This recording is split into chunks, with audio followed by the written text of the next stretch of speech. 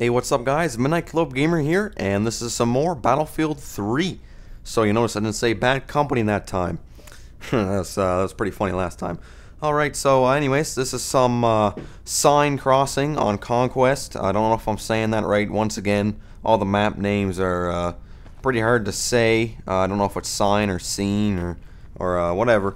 So yeah, I'm going to be doing some Conquest here. I go 37 and 12 on this round. It's a Scar H with the reflex sight, which looks more like a dot sight, but whatever.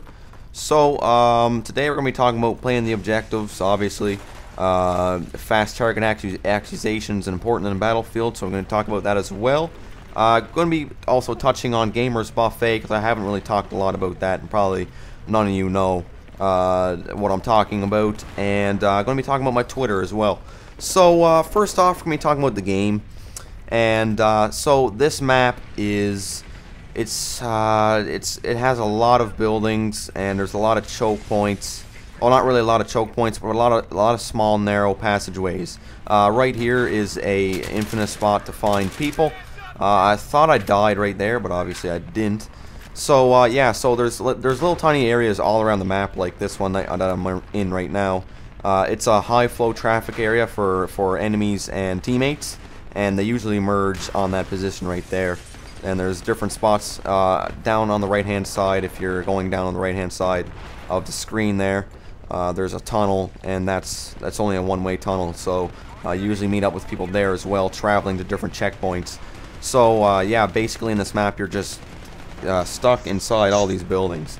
So I like to play the objective, obviously, for any game mode on Battlefield. That's what you have to do to win, and especially on Battlefield 3. I find Battlefield Bad Company 2, the objective, you could kind of lean away from it occasionally, and it wouldn't really affect the round. But in Battlefield 3, if you stop playing the objective even for about 30 seconds, you'll really notice a big hit on the gameplay. So everybody has to be contributing to the game and to get the win.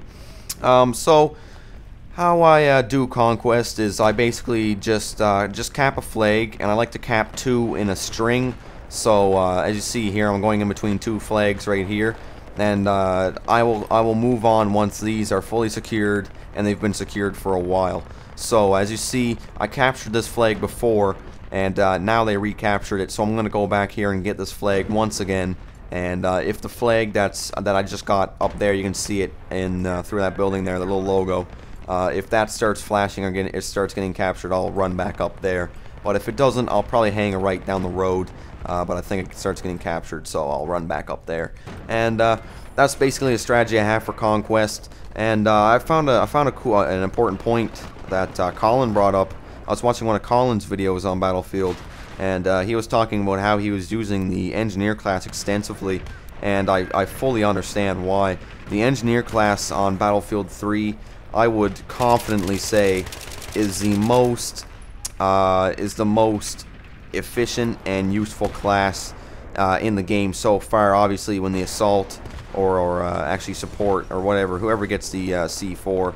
Actually, I think Engineer gets C4. So yeah, Engineer is really important. You have to have at least, I'd say, 4 to 6 Engineers in a 12v12 server to really have a good chance. And the reason for that is there's just so many. The vehicles in Battlefield are so influential on the round, and so I always like. I've been running the Engineer class a lot. I don't, Engineer class isn't my most enjoyable class, but it does have some pretty good weapons, and the rockets and explosives that you can get with the Engineer class are pretty much invaluable in this game.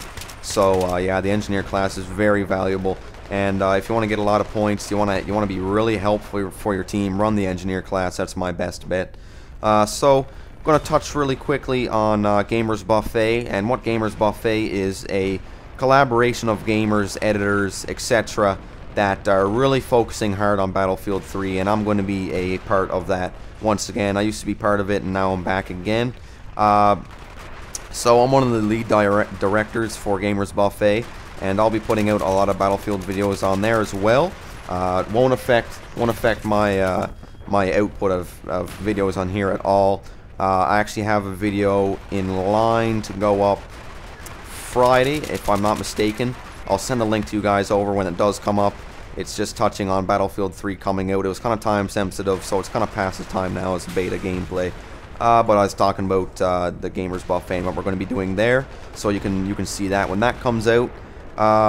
Twitter, I have a Twitter page. Haven't been using it very often, but since Battlefield 3 is out, may as well start it up. I just posted there about an hour ago that I'm playing on PS3. So follow me on my Twitter. It's twitter.com/mcgamer in all capital letters with no E on the gamer. And so I'll just be updating you guys on what's going on. You can also check out pictures on there and videos that I just posted. That's the best way to find out if I posted a new video. Just go on Twitter and I'll post it up for you guys, because sometimes I wouldn't really rely on Battlefield that much. So yeah, check out my Twitter. Follow me on that, and you'll get the latest updates on what I'm doing, and I'll post when I'm playing. So if you want to play with me, you'll know when I'm online. So that's basically what I wanted to touch on. We're getting to the end of the game here. I cut it in half. It was 25 minutes long. I cut it down to about 8, just because Battlefield game is so long. Also posted a half-an-hour gameplay, or 27-minute gameplay last night of some tank and a little bit of mix-up with the Scar H. I go 27-1 there. Almost went flawless, but I had a lost visual on a guy, and it came back to bite me. But that's all right. Hopefully you guys enjoyed that. I just wanted to post some gameplay up before I called it a night there. It was some pretty interesting gameplay. The tanks are really fun to use. The vehicles are fun. You saw me flying the chopper there at the end, and I gotta say, flying vehicles, or using vehicles and flying choppers, they up the skill needed to pilot any vehicle. I find them a little bit more difficult to use now, which is cool. That means the vehicles aren't, they're not as, it takes a while to acquire the skill to drive the vehicles, which is interesting. So there you go, you see it there, 37-12, I think I'm on top, and that's how you play the objective in Seine Crossing. Have some more videos out later on, and I'm about to jump on to Battlefield 3 here and start playing again, and yeah, I'll talk soon.